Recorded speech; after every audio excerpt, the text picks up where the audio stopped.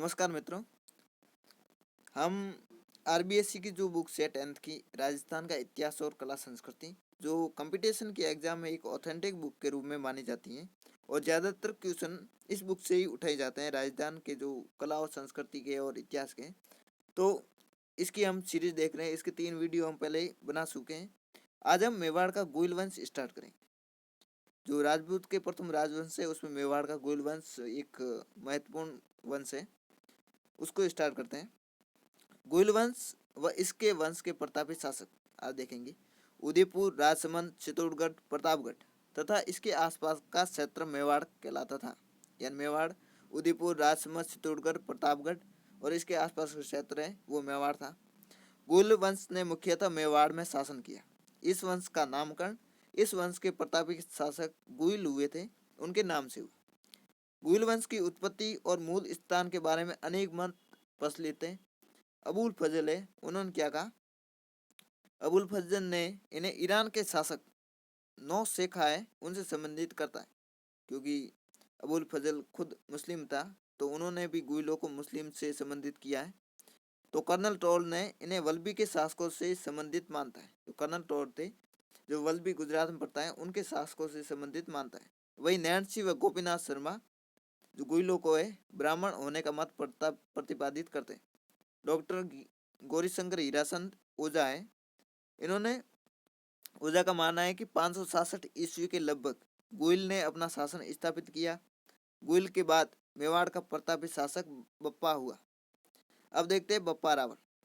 बप्पा रावल 734 से 753 ईस्वी तक राज प्रशस्ति है। उसके अनुसार बप्पा ने 734 ईस्वी में चित्तौड़ के शासक मानमोरी को परास्त कर चित्तौड़ पर अधिकार किया। बप्पा की राजधानी जो नागदा थी। बप्पा ने कैलाशपुरी में एकलिंग जी, जो लकुली जी कहते हैं उनको, एकलिंग जी के मंदिर का निर्माण करवाया। कहाँ पर? कैलाशपुरी में।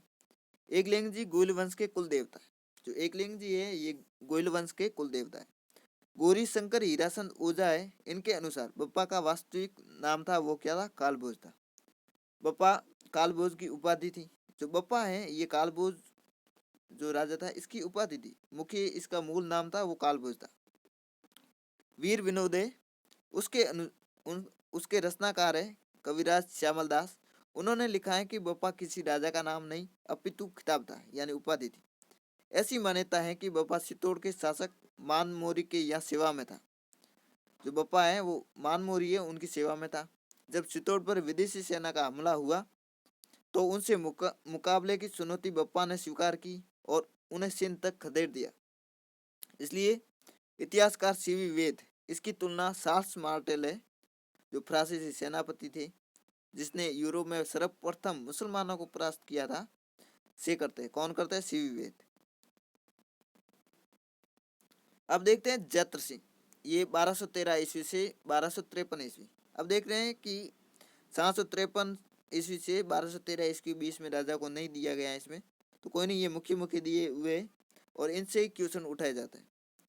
जैतर सिंह ये गोइल के ही एक वंशज जैतर सिंह ने परमारों से चित्तौड़ छीनकर उन्हें अपनी राजधानी बनवाया। जो चित्तौड़ को राजधानी है ये जैतर सिंह ने बनाया था। 1227 ईस्वी में जो भूताला का युद्ध हुआ था उसमें दिल्ली के गुलाम वंश के सुल्तान कौन? इल्तुतमिश की सेना को परास्त किया, जिसका वर्णन जय सिंह सूरी के ग्रंथ अमीर मदमर्द ने उसमें मिलता है। इस ग्रंथ में इल्तुतमिश को अमीर कहा गया है। जो ये जय सिंह सूरी की बुक है अमीर मदमर्दन, इसमें जो अमीर है ये इल्तुतमिश को कहा गया है। हालांकि इल्तुतमिश को अमीर कहा गया था, अमीर से फिर अमीर हो गया था, इसलिए इस बुक का नाम अमीर मदमर्दन है। डॉक्टर गौरीशंकर हीराचंद ओझा ने जैतर सिंह की प्रशंसा करते हुए लिखा है कि दिल्ली के गुलाम वंश के सुल्तानों के समय में मेवाड़ के राजाओं में सबसे प्रतापी और बलवान राजा जैतर सिंह ही हुआ है, जिसकी वीरता की प्रशंसा उसके विरोधियों ने भी की है। किसने लिखा है? ये गौरीशंकर हीराचंद ओझा ने। अब देखते हैं रतन सिंह। रावल रतन सिंह को 1303 ईस्वी में दिल्ली के सुल्तान थे अलाउद्दीन खिलजी उनके आक्रमण का सामना करना पड़ा, जिसके कारण अलाउद्दीन की साम्राज्यवादी महत्वाकांक्षाएं व चित्तौड़ की सैनिक व व्यवहारिक उपयोगिता थी। 1540 ईस्वी में मलिक मोहम्मद जायसी द्वारा लिखित पद्मावत है, उसमें अलाउद्दीन खिलजी के चित्तौड़ आक्रमण का कारण रावल रतन सिंह की पत्नी थी पद्मनी, उनको प्राप्त करना बतलाया गया है। डॉक्टर दशरथ शर्मा इस मत को मान्यता प्रदान करते हैं। अलाउद्दीन की सेना से लड़ते हुए रतन सिंह व उनके सेनापति गोरा व बादल वीर गति को प्राप्त हुए तथा रानी पद्मिनी ने 1600 महिलाओं के साथ जोर किया। इस युद्ध में अलाउद्दीन खिलजी का समकालीन इतिहासकार अमीर खुसरो भी सम्मिलित हुआ था। अमीर खुसरो है, वो भी इस युद्ध में सम्मिलित हुए थे। उसने अपने ग्रंथ खजाइन उल फतह उसमें इस आक्रमण का वर्णन किया है। अलाउद्दीन ने अपने पुत्र खिजर खान को चित्तौड़ का प्रशासक नियुक्त कर चित्तौड़ का नाम खिजराबाद कर दिया। रतन सिंह मेवाड़ के गुल वंश की रावत शाखा का अंतिम शासक था। जो रतन सिंह जी थे, ये रावत शाखा के अंतिम शासक थे, यानी ये अपने नाम के आगे रावल रतन सिंह लगाते थे, रावल लगाते थे, और ये रावत शाखा के अंतिम शासक थे। ये 2022 में जेएन की एक एग्जाम हुई, उसमें पूछा था कि जैतर सिंह था तो कहाँ का शासक था, तो ये सिंपल क्वेश्चन है, ये पूछा गया था। अब देखते हैं राणा हमीद। सिसोदा ठिकाने की जागीर हमीर ने, कौन से ठिकाने? सिसोदा ठिकाने के जागीरदार अमीर ने 1326 ईस्वी में चित्तौड़ पर अधिकार कर गुइल वंश की पुनः स्थापना की। सिसोदा का जागीर होने से उन्हें सिसोदिया कहा गया।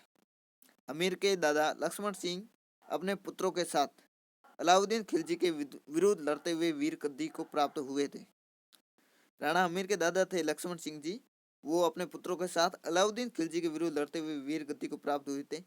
उसके बाद मेवाड़ के सभी शासक सिसोदिया कहलाए। अमीर को मेवाड़ का उदारक की संज्ञा दी जाती। राणा अमीर को विषम घाटी पंचानन यानी विकेट आक्रमणों में सिंह के सदृश की संज्ञा राणा कुंभा की जो कीर्ति स्तंभ प्रशस्ति है उसमें दी गई है। अमीर ने सिंगोली के युद्ध में मोहम्मद बिन तुगलक की सेना को परास्त किया था। अमीर है, इन्होंने जो बांसवाड़ा में सिंगोली का युद्ध हुआ था उसमें मोहम्मद बिन तुगलक है उनकी सेना को परास्त किया था। अब देखते हैं महाराणा लाखा। 1382 से 1421 ईस्वी तक इनका शासनकाल है।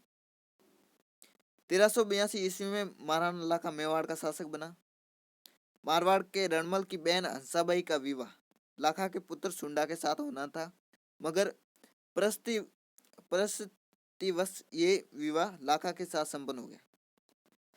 इस विवाह के साथ शर्त थी कि मेवाड़ का उत्तराधिकारी हंसाबाई का पुत्र ही होगा, जिससे लाखा के योग्य पुत्र सुंडा को राज्याधिकार से वंचित होना पड़ा। सुंडा को राजस्थान का भीष्म पितामह भी कहा जाता है। राणा लाखा के समय में जावर माइन से, जो जावर की खान है, उनसे चांदी व सीसा बहुत बड़ी मात्रा में निकलने लगा, जिससे आर्थिक समृद्धि बढ़ी। इसी कारण एक बंजारे ने पिछोला झील का निर्माण करवाया, यानी लाखा के समय पिछोला झील का निर्माण हुआ था और जावर की खान भी निकली थी। तो अब क्वेश्चन देखते हैं, ये भी 2022 में रीट में पूछा गया था। विषम घाटी पंचानन किन्हें कहा गया? तो वो कहा गया राणा अमीर को। ये इसमें बुक में दिया हुआ है। किस मेवाड़ शासक के समय जावर की खान निकली थी? ये भी 2022 में जेएन का एग्जाम हुआ था, उसमें पूछा था। तो महाराणा लाखा ठीक। अब देखते हैं महाराणा मोकल 1421 से 1433 ईस्वी इनका शासन काल है। मोकल महाराणा लाखा व हंसाबाई का पुत्र था। जो मोकल है ये लाखा व हंसाबाई का पुत्र था। 1421 ईस्वी में जब मोकल शासक बना तो अल्प आयु होने के कारण सुंडा ने उसके शक के रूप में कार्य किया, पर जब सुंडा को लगा कि मोकल की माता हंसाबाई उस पर संदेह करती है तो वह मेवाड़ छोड़कर मांडू चला गया। 1433 ईस्वी में मोकल की जिलवाड़ा में सासा व मेरा ने मेहपा पवार के साथ मिलकर हत्या कर दी। तो महाराणा मोकल की हत्या कर दी गई 1433 ईस्वी। उसके बाद देखते हैं महाराणा कुंभा, ये 1433 से 1468 ईस्वी। मोकल के बाद उसका पुत्र महाराणा कुंभा 1433 ईस्वी में मेवाड़ का शासक बना। राठौड़ों का मेवाड़ पर प्रभाव समाप्त कर उसने मेवाड़ी सामंतों का विश्वास अर्जित किया। कुंभा ने चित्तौड़ व कुंभलगढ़ को अपनी शक्ति का केंद्र बनाया। 1437 ईस्वी में सारंगपुर का युद्ध हुआ था। उसमें मालवा के शासक महमूद खिलजी थे। महमूद खिलजी प्रथम को परास्त कर बंदी बना लिया। इस विजय के उपलक्ष्य में कुंभा ने विजय स्तंभ का निर्माण कराया। तो विजय स्तंभ का निर्माण है वो मालवा के शासक थे महमूद खिलजी प्रथम, उनको सारंगपुर के युद्ध में हराने के उपलक्ष्य में विजय स्तंभ का निर्माण करवाया गया था। इसके बाद नागौर का उत्तराधिकार संघर्ष हुआ था। उसको लेकर मेवाड़ व गुजरात में युद्ध हुआ, जिसमें गुजरात की पराजय हुई। 1453 ईस्वी में कुंभा ने मारवाड़ से मंडोर छीन लिया, परंतु बाद में संधि कर उसने पुत्र रायमल का विवाह मारवाड़ के राजकुमारी से कर दिया। ये संधि आवल बावल की संधि थी। 1456 ईस्वी में मालवा के महमूद खिलजी प्रथम व गुजरात के कुतुबुद्दीन के बीच संपानेर की संधि हुई। या 1456 में ये संधि हुई, संपानेर की संधि। किसके बंदी? तो मालवा के महमूद खिलजी प्रथम और गुजरात के कुतुबुद्दीन के बीच हुई थी। इस संधि में यह तय किया गया कि दोनों शासक मिलकर कुंभा पर आक्रमण करेंगे, उसे हराकर उसके राज्य को बांट लेंगे। 1457-58 ईस्वी में गुजरात व मालवा के शासकों ने मेवाड़ पर आक्रमण किया, मगर कुंभा की कूटनीति से दोनों शासकों में मतभेद पैदा होने के कारण वह विशेष सफलता प्राप्त नहीं कर सके। ऐसा माना जाता है कि कुंभा ने 32 दुर्गों का निर्माण करवाया। कुंभा ने 32 दुर्गों का निर्माण करवाया। उसमें सिरोही, असलगढ़ व कुंभलगढ़ का दुर्ग प्रसिद्ध है। कविराज श्यामल दास है, उन्होंने भी कुंभा को मेवाड़ के 84 में से 32 दुर्गों का निर्माता बताते हैं। या 84 में से 32 दुर्ग कुंभा ने बनवाए थे। तो ये कौन बताते हैं? श्यामल दास जी बताते हैं। कुंभलगढ़ का दुर्ग अपनी विशेष भौगोलिक स्थिति व बनावट के कारण प्रसिद्ध है। इसका शिल्पी है कुंभलगढ़ दुर्ग, इनका शिल्पी मंडन थे। कुंभा ने चित्तौड़ में कुंभ स्वामी व श्रृंगार शबरी का मंदिर, एकलिंग जी का विष्णु मंदिर एवं रणपुर के मंदिर बनवाए, जो अपनी विशालता व तक्षण कला के कारण अद्भुत है। कुंभा एक विद्वान व विद्या अनुरागी शासक था। कान्ह व्यास द्वारा रचित एकलिंग महात्म्य, जो कान्ह व्यास है इनके दरबारी थे, उनका रचित एकलिंग महात्म्य से ज्ञात होता है कि वे वेद, स्मृति, मीमांसा, उपनिषद, व्याकरण एवं राजनीति में रुचि रखते थे। कुंभा जी थे ये वेद, स्मृति, मीमांसा, उपनिषद, व्याकरण और राजनीति में रुचि रखते थे। संगीत, मीमांसा व सूड प्रबंध द्वारा इनके द्वारा रचित ग्रंथ थे। तो कुंभा द्वारा रचित ग्रंथ थे संगीत राज, संगीत मीमांसा और सूड प्रबंध। ऐसा माना जाता है कि कुंभा ने संधि शतक की व्याख्या गीत गोविंद और संगीत रत्नाकर पर टीका लिखी थी। इसके काल में कवि अत्रि और महेश ने कीर्ति स्तंभ प्रशस्ति की रचना की। किसने की? कवि अत्रि और महेश ने। तत्कालीन साहित्यिक ग्रंथों और प्रशस्तियों में महाराणा कुंभा को महाराजा अधिराज, राव राय, दानगुरु, राजगुरु, परम गुरु, हालगुरु, अभिनव भट्टाचार्य, हिंदू सुल्तान आदि विरुद्धों से विभूषित किया गया। यानी ये उपाधियां महाराणा कुंभा की थी। कौन सी थी? महाराजा धीराज, राव राय, दानगुरु, राजगुरु, परम गुरु, हालगुरु, अभिनव भट्टाचार्य, हिंदू सुल्तान, ये इनकी उपाधियां थी। उस व्यक्तित्व का नाम बताइए जो अभिनव भट्टाचार्य। ये अभिनव भट्टाचार्य ये 2022 में असम की एग्जाम हुई थी, पटवारी एग्जाम 2021, उसमें पूछा गया था। तो ये महाराणा कुंभा जी थे। तो ये अभिनव भट्टाचार्य यहाँ पर ये उपाधि दी हुई है। कुंभा ने निसंदेह प्रतापी शासक था, किंतु उसका अंतिम समय कष्ट में रहा। अपने जीवन के अंतिम काल में कुंभा को उन्माद रोग वो हो गया और उसके पुत्र कौन से उदा, उन्होंने 1468 ईस्वी में इनकी हत्या कर दी। अब देखते हैं राणा सांगा। सांगा इनका दूसरा नाम संग्राम सिंह था। वह उसके तीनों भाई पृथ्वीराज, जयमल व राज सिंह, ये चारों ही स्वयं को अपने पिता का उत्तराधिकारी मानते थे। इस कारण उनमें संघर्ष होना स्वाभाविक था, पर इस संघर्ष में अंततः सांगा विजयी रहे और मेवाड़ का शासक बने। इतिहास में हिंदुपत के नाम से प्रसिद्ध महाराणा सांगा 1509 ईस्वी में मेवाड़ का शासक बना। तो ये हिंदुपत उपाधि से प्रसिद्ध हुए थे और हिंदू सुल्तान के रूप में जो कुंभा जी थे वो प्रसिद्ध हुए थे। इस समय मालवा पर सुल्तान नासिरुद्दीन का शासन चल रहा था। 1511 ईस्वी में सुल्तान की मृत्यु के बाद उत्तराधिकार का संघर्ष छिड़ गया। कहाँ पर? मालवा में।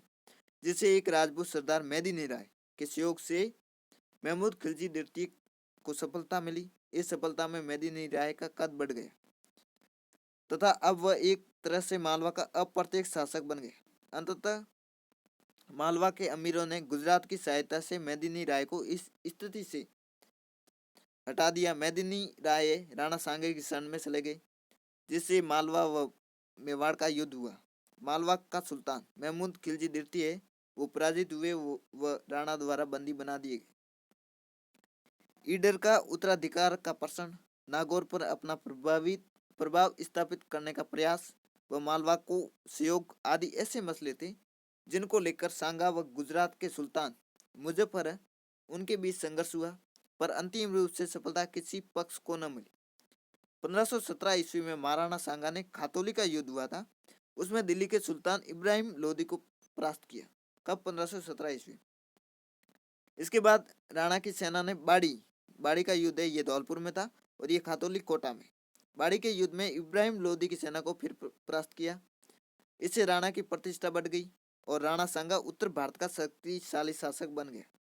1526 ईस्वी में बाबर ने पानीपत के युद्ध में इब्राहिम लोदी को परास्त कर आगरा पर अधिकार कर लिया। बाबर ने राणा सांगा पर विश्वासघात का आरोप लगाकर उसके विरुद्ध कूच किया।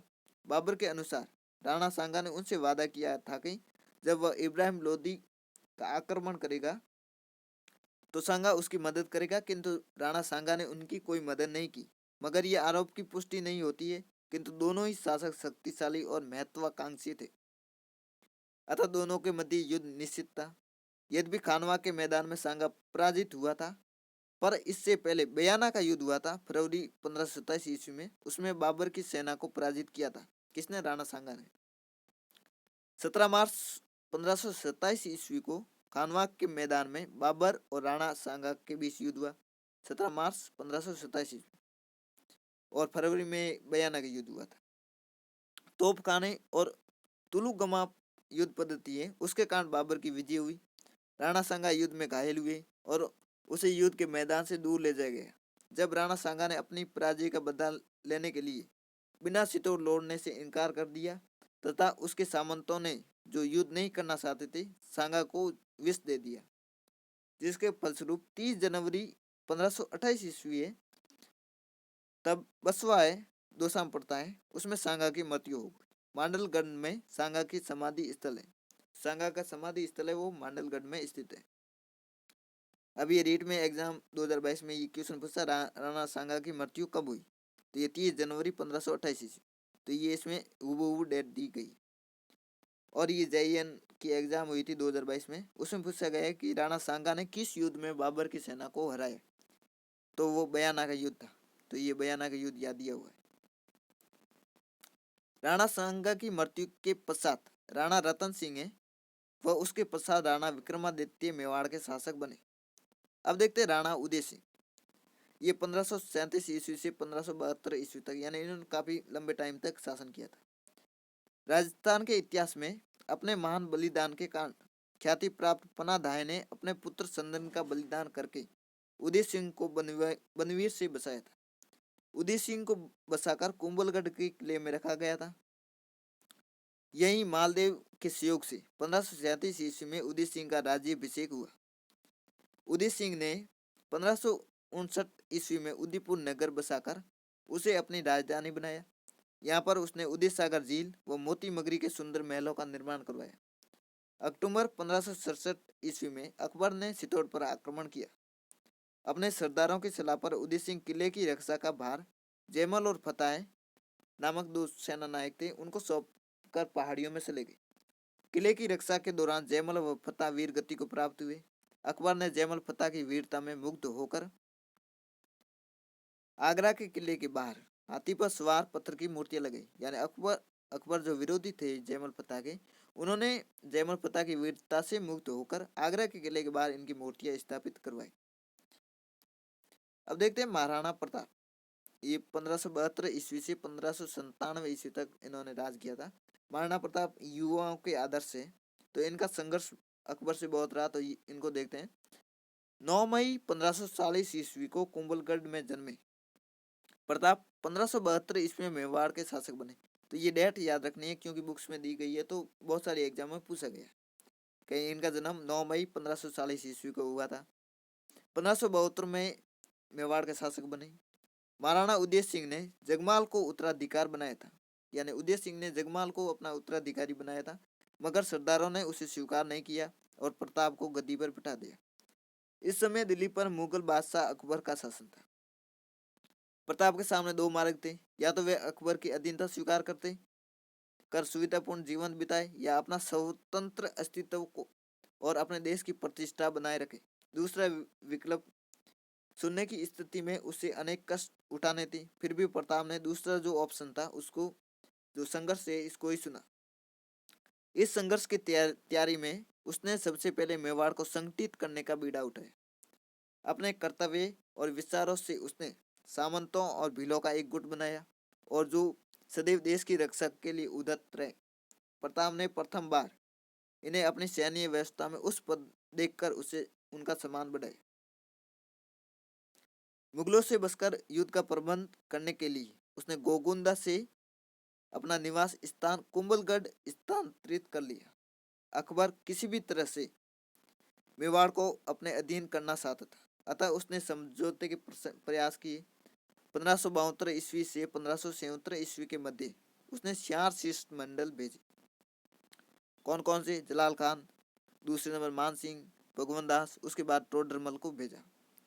मगर महाराणा प्रताप ने संधि करने के लिए किसी प्रकार की दोषी नहीं दिखाई, अतः मेवाड़ में मुगल आक्रमण का सामना करना पड़ा। 1577 ईस्वी के प्रारंभ में अकबर मेवाड़ अभियान की तैयारी करने अजमेर पहुंचा और वहीं उसने मानसिंह को मेवाड़ अभियान का नेतृत्व सौंपा। 18 जून 1577 ईस्वी को खमनोर के पास मुगल सेना का प्रताप से युद्ध हुआ, जो इतिहास में हल्दी घाटी के युद्ध के नाम से प्रसिद्ध है। तो कौन सी डेट थी? 18 जून 1577 ईस्वी। इस युद्ध में मुगल सेना का मुख्य सेनापति आमेर का मान सिंह था, जबकि प्रताप की सेना का अरावल, जो सबसे आगे रहता है, अग्रिम दस्ता होता है, उसका नेतृत्व हकीम कासूर कर रहे थे। युद्ध में प्रताप के जीवन को संकट में देखकर जाला बीदा इन्होंने प्रताप का मुख धारण कर युद्ध किया और प्रताप को युद्ध भूमि से दूर भेज दिया। ये युद्ध अनिर्णायक रहा। इस युद्ध को अबुल फजल ने खमनोर का युद्ध, बदायूं ने गोगुंदा का युद्ध, जेम्स टोड ने हल्दी घाटी का युद्ध कहा है। हल्दी घाटी के युद्ध के बाद महाराणा प्रताप ने पहाड़ों में रहते हुए वहीं से मुगलों को परेशान करने के लिए दावे मारना शुरू कर दिए। 1577 से 1585 तक अकबर ने मेवाड़ पर अधिकार करने के लिए अनेक अभियान भेजे, किंतु सफलता नहीं मिली।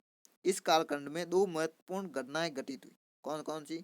महाराणा प्रताप के पुत्र अमर सिंह जी थे।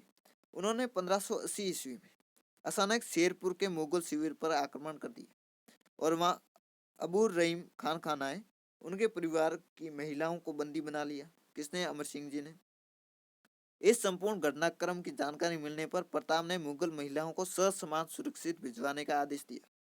नारी सम्मान की भारतीय परंपरा का यह अनुपम उदाहरण है। कौन सी? शेरपुर घटना। 1582 ईस्वी में दिवेर के मुगल चौकी पर आक्रमण के समय, जो दिवेर की मुगल चौकी है उस पर आक्रमण के समय कुंवर अमर सिंह जी थे। उन्होंने वहां पर तैनात मुगल अधिकारी सुल्तान खान है उनको भाले के एक ही वार में परलोक पहुंचा दिया। दिवेर की विजय के बाद इस पर्वतीय भाग पर प्रताप का अधिकार हो गया। तो दिवेर की विजय हुई, इसके बाद इस मेवाड़ पर है प्रताप का अधिकार हो गया। एक छोटी सी मेवाड़ी सेना की ये बहुत बड़ी सफलता थी। यही कारण था कि कर्नल टोर ने दिवेर को मेवाड़ का मैराथन कहा है। तो दिवेर को मेवाड़ का मैराथन किसने कहा है? कर्नल टोर। 1585 ईस्वी के बाद अकबर मेवाड़ की तरफ कोई अभियान नहीं भेज सका। 1585 से 1597 ईस्वी के बीच प्रताप ने चित्तौड़ व मांडलगढ़ को छोड़कर शेष राज्य पर पुनः अधिकार कर लिया। सावन को अपनी राजधानी बनाया। सावन को महाराणा प्रताप ने अपनी राजधानी बनाया और राज्य में सुव्यवस्था स्थापित की। 19 जनवरी 1597 को प्रताप की मृत्यु होगी। कब हुई? 19 जनवरी 1597। सावन के पास जो बारडोली नामक स्थान है, गांव है, उसमें प्रताप का अंतिम संस्कार किया गया। प्रताप के संबंध में कर्नल टोल लिखते हैं कि अल्प अल्पस जो पर्वत है उसके समान अरावली में कोई भी ऐसी घाटी नहीं जो प्रताप के किसी न किसी वीर कार्य, उज्जवल विजय या उससे अधिक कीर्ति युक्त पराजय से पवित्र न हुई हो। हल्दी घाटी मेवाड़ का थर्मोपली और दिवेर है वो मेवाड़ का मैराथन है। अब क्वेश्चन देखते हैं, ये उसके ऊपर एग्जाम अभी हुई है हाल ही में, उसमें पूछा गया कि महाराणा प्रताप ने हल्दी घाटी युद्ध के बाद राजधानी कौन सी बनाई? तो ये सावंत बनाई। ये अभी हमने यहाँ देखा था।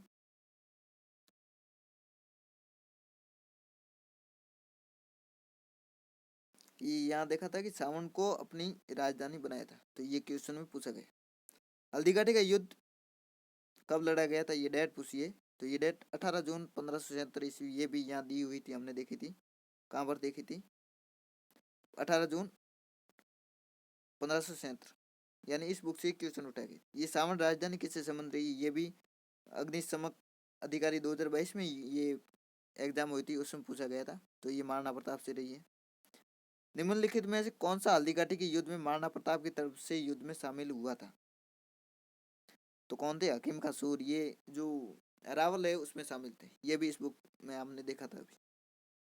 अब देखते हैं राणा अमर सिंह 1597 ईस्वी से 1620 ईस्वी। अमर सिंह 1597 ईस्वी में मेवाड़ का शासक बना। शासक बनने के उपरांत उसे मुगल आक्रमणों का सामना करना पड़ा। 1613 ईस्वी में जहांगीर स्वयं अजमेर पहुंचा और शाहजादा खुर्रम, जो शाहजहां के नाम से प्रसिद्ध है, को मेवाड़ अभियान का नेतृत्व सौंपा।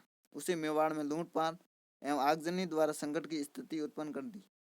मेवाड़ के सामंत युद्धों से उब गए थे और उनकी जागीरें भी वीरान हो गई थी।